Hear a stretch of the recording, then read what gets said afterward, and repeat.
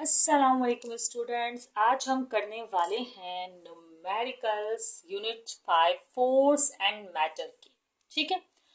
Previous chapter 4 जो है उसके 3 पार्ट्स मैंने करवाए हैं। प्लेलिस्ट मौजूद है, अपलोडेड है चैनल पर, आप लोग चेक कर सकते हैं उसको। अभी हम कर रहे हैं यूनिट 5 फोर्स एंड मैटर, और चैप्टर 3 वगैरह का भी मैं करवा दूंगी अगर आप लोग रिकमेंड करें तो। वैसे मैं खुद भी करवा ही दूंगी। अच्छा स्टूडेंट, ऐसा है कि न्यूमेरिकल का जो क्वेश्चन है वो आपको स्क्रीन पर नजर आ रहा होगा। न्यूमेरिकल किस हवाले से है? कह रहे हैं कि कैलकुलेट, ये न्यूमेरिकल नंबर 4 है। ठीक है, ओके। मैंने सोचा मार्कर से मेंशन कर दूं ताकि क्लियर नजर आए। ये न्यूमेरिकल नंबर 4 है जिसमें कह रहे हैं कि कैलकुलेट द स्प्रिंग कांस्टेंट। अच्छा, न्यूमेरिकल स्टार्ट करने से पहले मैं कुछ फार्मूलाज की तरफ जो है वो आपको जाना चाहूँगी। जैसे कि कुछ फार्मूलाज है हमारे पास, like F is equal to K x.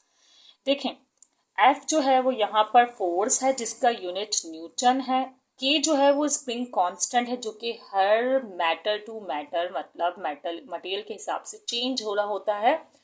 वो स्प्रिंग कांस्टेंट है जिसका यूनिट है न्यूटन पर मीटर।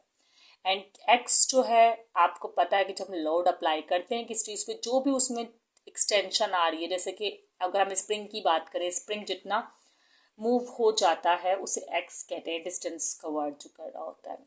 ठीक है, तो वो डिस्टेंस जो है वो एक्स है, तो यकीनन ये मीटर में होना चाहिए, है ना। अच्छा, अभी तो ये फॉर्मूला अप्लाई हो रहा है। वैसे तो हम आगे जाकर P equal to F by A का फॉर्मूला भी अप्लाई करेंगे।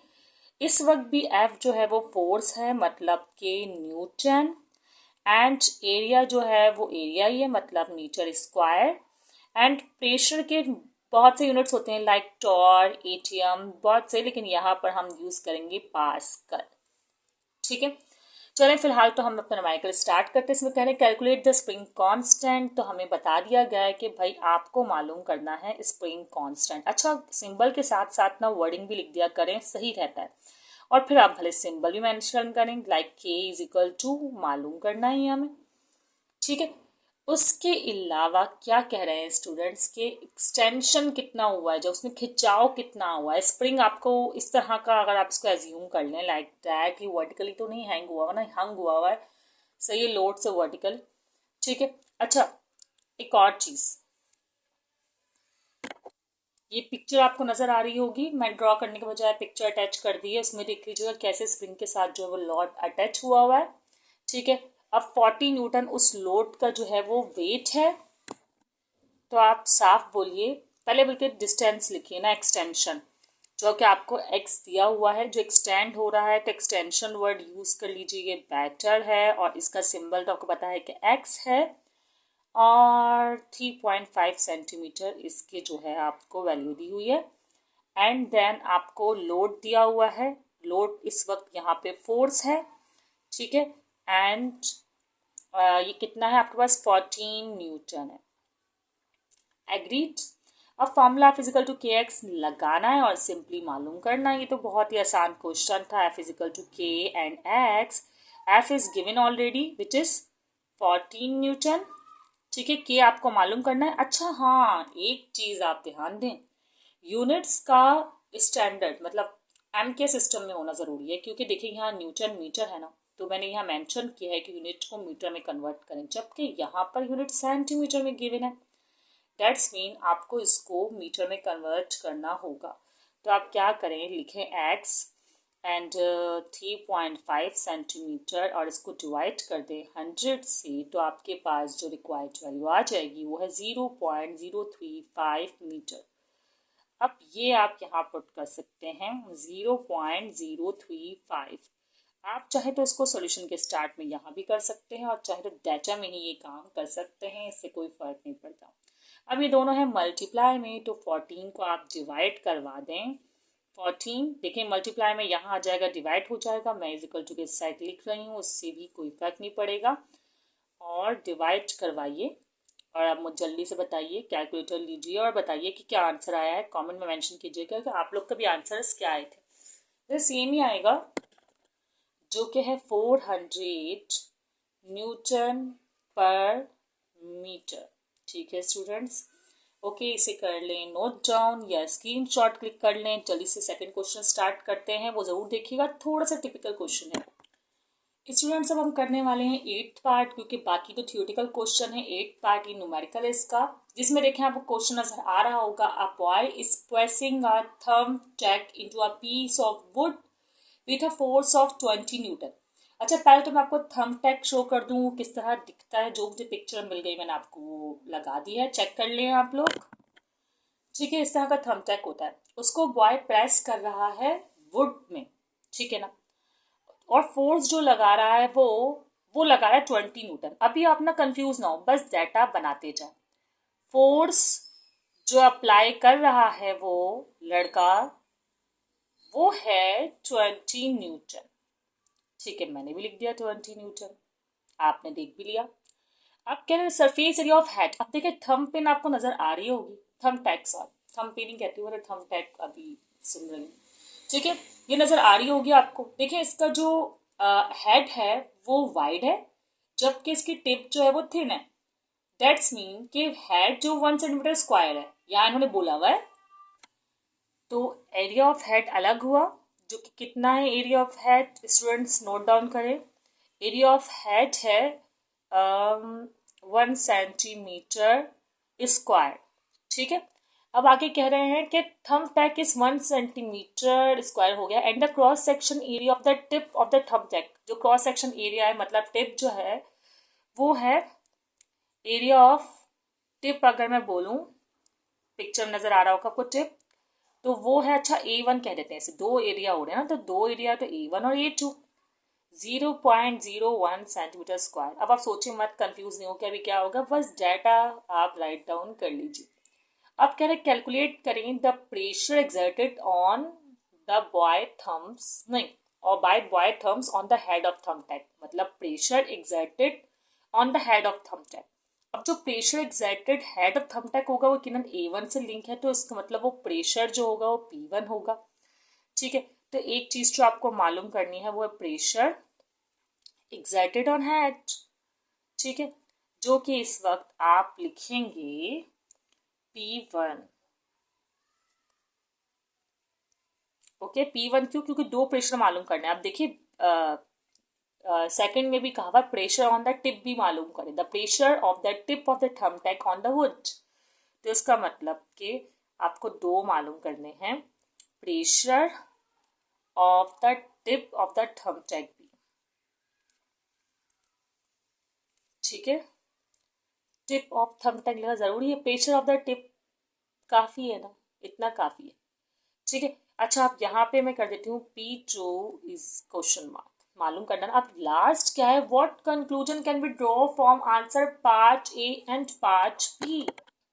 अब जो थर्ड पार्ट सी है ना, कंक्लूजन, इसमें मैं ऐसे लिख देती हूँ कि कंक्लूजन, अगर मुझे राइट वर्डिंग जो है एंड तक समझ में आई तो मैं कर दूंगी। ठीक है अजीब सा लग रहा है, खैर। अब आप देखिए कि आपको मालूम करना है प्रेशर। प्रेशर का मैंने फॉर्मूला बता दिया था आपको, फिर बता दूंगी, डोंट वरी। ठीक है, अब हम पहले तो इसका हेडिंग अप्लाई करते हैं, जो कि है सॉल्यूशन की हेडिंग, क्योंकि डाटा में ना हम रिक्वायरमेंट और गिवन सब लिख देते हैं। ठीक है, और ये प्रॉब्लम भी नहीं क्रिएट करता, सही रहता है इस तरह ना। अब डाटा तो बन गया, तो क्वेश्चन की हमें नीड नहीं है, तो अब हम देख लेते हैं कि हमें किस तरह क्वेश्चन को सॉल्व करना है।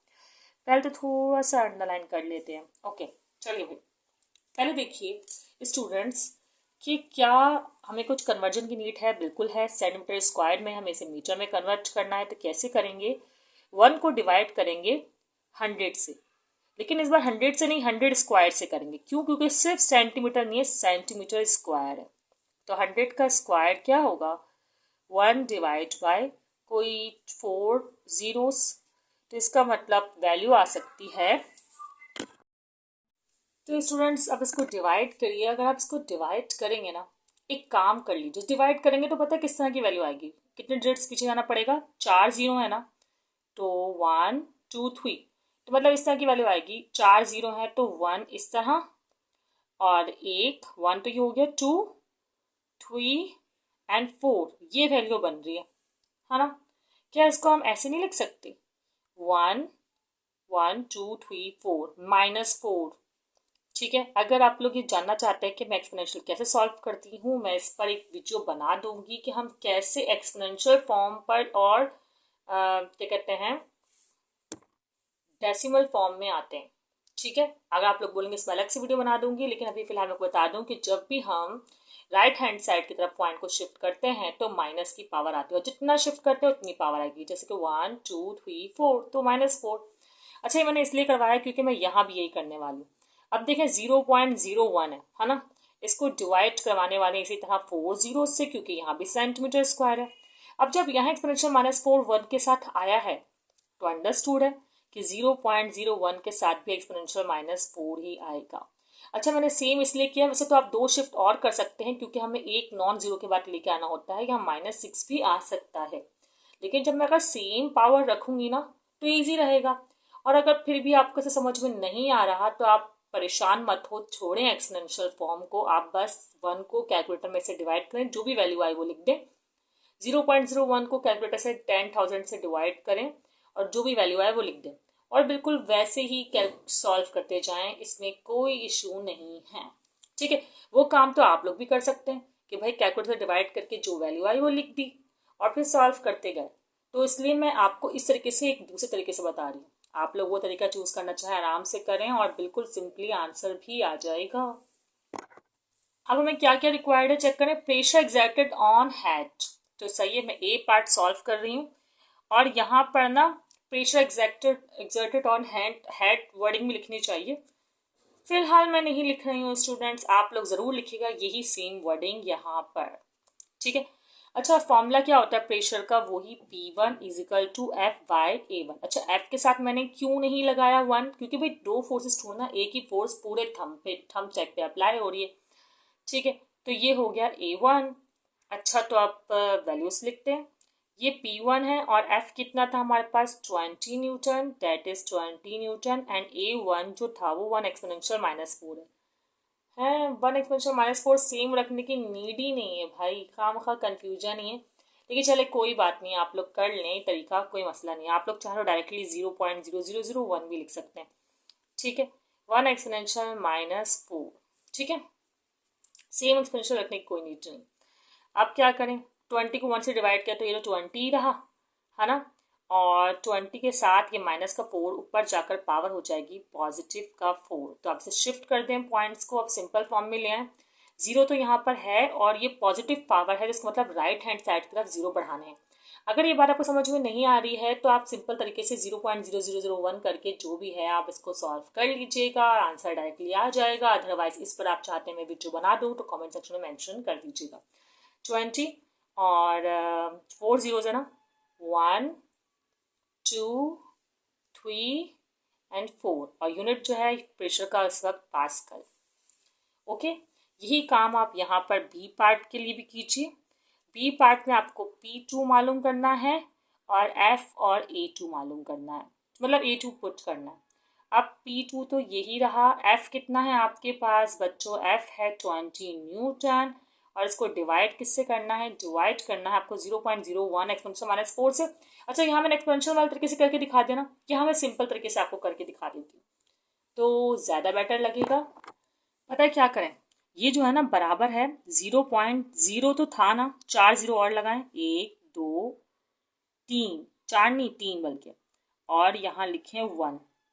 ठीक है, एक मिनट शिफ्ट कर दूं, 1 -4 है, 1 2, यहाँ शिफ्ट होगा, सॉरी माइनस है ना, 1 2 3 4, 1 0 ये रहेगा, सही है, 1 0 और लगाएं। ठीक है, तो इस तरह आपके पास जो है एक वैल्यू बन रही है 1 2 3 4 5 6, है ना। अब इसको डायरेक्टली ना कैलकुलेटर से डिवाइड कर दें, मैंने ये तरीका ही बता दिया आपको, 1 2 3 4 5 6, डायरेक्टली 20 लिखे कैलकुलेटर में पहले और डिवाइड बाई करिए इस वैल्यू से। तो जब मैंने किया ना तो मेरे पास आ गए 7 जीरो, 2 के बाद 7 जीरो, 1 2 3 4 5 6 7। ठीक है, और पास कर। अच्छा, एक और बात बता दूं स्टूडेंट्स, अगर आप यहाँ भी करना चाहें तो कर सकते हैं, वरना एक्सपोनेंशियल की फॉर्म में भी आप इसको सॉल्व कर सकते हैं। देखिए यहाँ पर है 1 2 3 4 5 5 0, और यहाँ पे 2 जीरोस का इजाफा हुआ है, वो वजह है इस 2 डिजिट्स की, क्योंकि भी -2 एक्सपोनेंशियल रखते हैं। ठीक है, इसकी डिटेल्ड वीडियो मैं आपको समझा सकती हूँ, क्योंकि क्लास 9 का जो चैप्टर 2 है उसमें शामिल है ये पार्ट। आप चाहे तो मैं बना दूंगी, आप कमेंट सेक्शन में मेंशन कर दीजिएगा। अब लास्ट पार्ट था जो कि सी पार्ट था स्टूडेंट्स, मैं यहाँ इसलिए करवा रही हूँ क्योंकि सब डाटा सामने है ना, तो इसलिए थोड़ा सा इस तरह करवा रही हूँ कि ताकि हमें ईजिली समझ में आए। अब लास्ट पार्ट जो सी पार्ट था उसमें कहा था कंक्लूजन बताएं पार्ट A to B का। तो आप क्या करें, इनका रेशो निकाल लें P1 P2। ठीक है, P1 कितना आया था 2, ऐसे करते P2 P1 रखें, क्योंकि पॉइंट में नहीं, आप P2 जो ज़्यादा वाला है वो और P1 इस तरह रखें। अब सही है। ठीक है, तो P2 कितना आया था, 7 जीरोस थे हमारे पास, 1 2 3 4 5 6 7, एंड यहाँ पे 5 जीरोस थे, 1 2 3 4 5। कभी इंग्लिश यूज़ करें कभी उर्दू, खैर नो प्रॉब्लम। ठीक है, अच्छा P2, और अब आप जीरोस को कैंसिल कर सकते हैं, आपको पता है 5 जीरोस ही जो है वो कैंसिल होंगे, 1 2 3 4 5। तो यहाँ पर 2 1s एंड 2 हंड्रेड्स आर 200। तो यहाँ पर जो आपके पास फाइनल आंसर आ रहा है वो है 100। और अब आपको कंपैरिजन लिखना, तो P1 वहाँ ले जाएं, तो मतलब ये कह सकते हैं जो प्रेशर 2 है ना वो 100 टाइम्स P1 है। ठीक है, मतलब P1 पे जितना भी प्रेशर लग रहा है उससे 100 टाइम मोर जो है वो P2 है। तो ये यहाँ पर क्वेश्चन हुआ हमारा मुकम्मल। तो स्टूडेंट्स ऐसा है कि यहाँ पर ये वाला पार्ट हो गया मुकम्मल, और समझ में आ गया होगा उम्मीद है। नहीं समझ में आया तो कमेंट सेक्शन में मेंशन कर दीजिएगा। कोशिश करूँगी एक और वीडियो बना लूँ ज़रा सिंपल करके, अदरवाइज मैंने कोशिश तो की है इसे बहुत डिटेल में समझाने की। स्टूडेंट्स तो अब आपके सामने है क्वेश्चन नंबर 9 जो कि प्रेशर के फॉर्मूला से रिलेटेड है। इसमें आप देखिए कि एक डायग्राम भी आपको मैंने शो कर दी, जिसमें स्मॉल पिस्टन और लार्ज पिस्टन आपको नजर आ रहे होंगे। ठीक है, कह रहे हैं फिगर ये जो आपको दी हुई है इसमें कह रहे हैं फिगर 5.15 में कह रहे हैं कि शो करें बेसिक हाइड्रोलिक सिस्टम। अच्छा, बेसिक हाइड्रोलिक सिस्टम ऐसा होता है कि लिक्विड प्रेशर यूज कर रहे होते हैं। आपको पता है कि pressure exerted all sides are equal, ये एक लॉ है। ठीक है, अच्छा अब यहाँ पे क्या है कि क्रॉस सेक्शन डिफरेंट होंगे। भाई स्मॉल पिस्टन है तो उसका एरिया थोड़ा कम होगा, जबकि जो लार्ज पिस्टन है उसका एरिया थोड़ा ज़्यादा होगा। तो इसी तरह एरिया आपको स्मॉल और लार्ज पिस्टन के दिए हुए हैं, पहले तो आप लोग उसे लिख दें, एरिया ऑफ स्मॉल पिस्टन। ठीक है, डायग्राम आपको नजर आ रही है, small piston and large piston. ठीक है, एरिया ऑफ स्मॉल पिस्टन कितना है आपके पास, इसको आप A1 कह दें क्योंकि बिकॉज 2 एरियाज हैं, तो 0.005 मीटर स्क्वायर। अब कह रहे हैं एरिया ऑफ जो लार्ज पिस्टन है वो कितना है आपके पास, एरिया ऑफ लार्ज पिस्टन है 0.1 मीटर स्क्वायर। ठीक है, कॉन्सेप्ट थ्योरी अगर आप लोग बोलेंगे ना तो मैं इसको समझा दूंगी, आप लोग मुझे कमेंट में मेंशन कर दीजिएगा कि आप लोग इसे कॉन्सेप्ट भी समझना चाहते हैं, तो मेरी कोशिश होगी कि मैं एक वीडियो इस तरह की इसी से रिलेटेड जो है बना दूँ। ठीक है, अब force of 20 Newton is applied, उसमें पास्कल्स लॉ और इसके जो एप्लीकेशंस हैं वो समझा दूंगी। ठीक है, अच्छा A2 0.1 मीटर स्क्वायर। अच्छा फोर्स कह रहे हैं कि फोर्स 20 न्यूटन स्मॉल पिस्टन में अप्लाइड होगी। बिल्कुल, फोर्स 20 न्यूटन स्मॉल पिस्टन में ही अप्लाइड होती है। क्यों होती है थ्योरी में बता दिया जाएगा, आप मुझे अगर समझना चाहें तो कमेंट कर दीजिएगा। स्मॉल पिस्टन, ठीक है, फोर्स ऑफ स्मॉल पिस्टन जो कि आप F1 बोले क्योंकि सेकंड पर भी तो कोई फोर्स लगेगी ही ना बाद में, तो 20 न्यूटन है। अब आपके पास जो डाटा ए है वो कह रहे हैं कि मतलब रिक्वायर्ड ए जो है वो कह रहे हैं प्रेशर मालूम करें, ट्रांसमिट जितना प्रेशर जो है वो ट्रांसमिट हो रहा है वो मालूम करें। ठीक है, मैंने कह दिया ओके, प्रेशर ट्रांसमिटेड मालूम करना है हमें। सही है, प्रेशर ट्रांसमिटेड मालूम करें। स्टूडेंट्स बहुत सिंपल क्वेश्चन है, बिल्कुल कंफ्यूज मत होइएगा।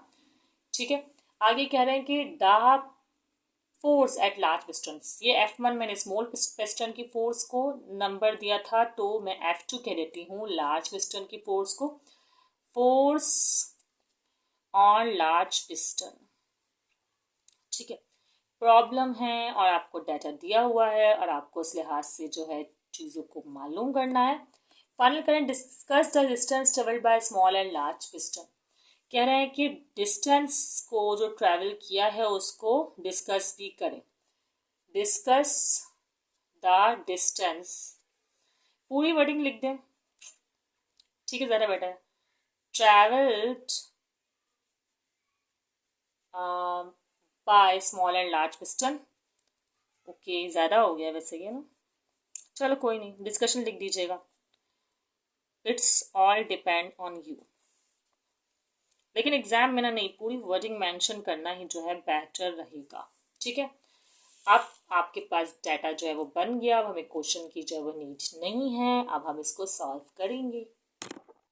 देखिए स्टूडेंट, जो प्रेशर ट्रांसमिटेड मालूम करने को कहा है ना, ये स्मॉल हो या लार्ज पिस्टन हो, प्रेशर ने सेम रहना है, इसलिए ऐसा कहा है, ठीक है। तो आप पहले प्रेशर मालूम कर लें कितना ट्रांसमिट हो रहा है, स्मॉल और लार्ज है कुछ भी नहीं, क्योंकि वो तो फ्लूइड है ना, वो तो inside between small and large piston है ना, ठीक है।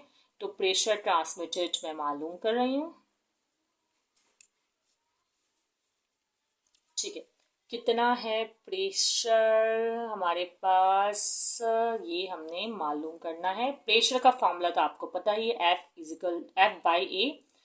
और आप क्या करें कि इसमें प्रेशर ट्रांसमिटेड के लिए F1, आपको F2 तो गिवन ही नहीं है ना, तो आप F1 ले सकते हैं।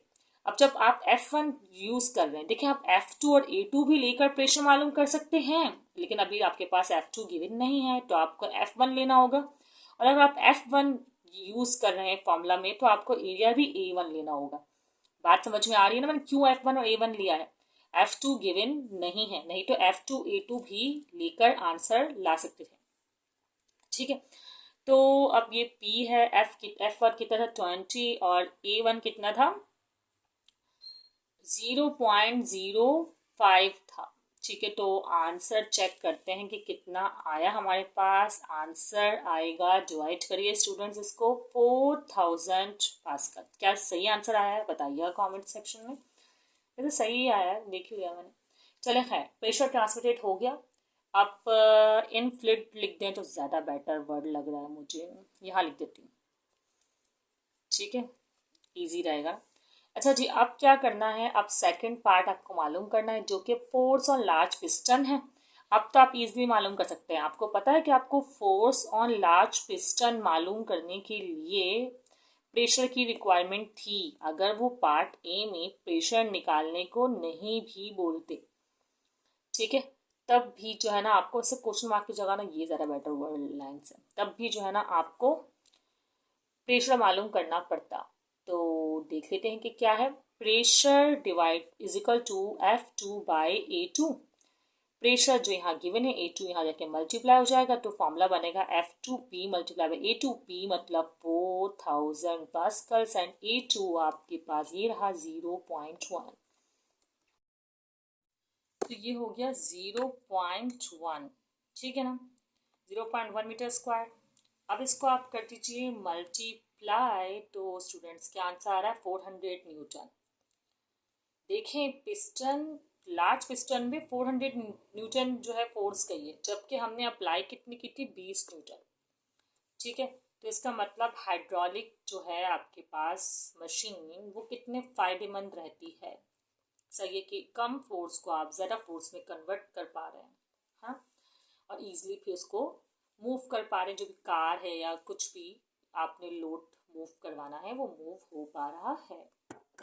स्टूडेंट, अब डिस्कशन जो सी है ना, वो न्यूमेरिकल का पार्ट तो है नहीं, कॉन्सेप्ट है, लेकिन अब बता देती हूँ। कह रहे हैं कि distance travelled by small and large piston. देखें, डिस्टेंस ट्रेवल्ड हमें मालूम करना है, ये कोई आपको फॉर्मूला लगाकर मालूम नहीं करना है, जस्ट बताना है, डिस्कस करना है कि कौन सा पिस्टन कितना डिस्टेंस कवर करेगा। अच्छा, कितना भी नहीं, ज़्यादा या कम, तो कितना में तो एग्जैक्ट क्वांटिटी आ जाएगी ना। अब देखिए, स्मॉल पिस्टन अगर है, वो स्मॉल है, उसका एरिया कम है, और उसने फोर्स को इन्हांस करना है, और लॉ ऑफ कंजर्वेशन एनर्जी की बात करें अगर हम, तो स्मॉल पिस्टन जो है वो लार्ज डिस्टेंस कवर करेगा। एग्री एग्री कर लें, ऐसा ही है।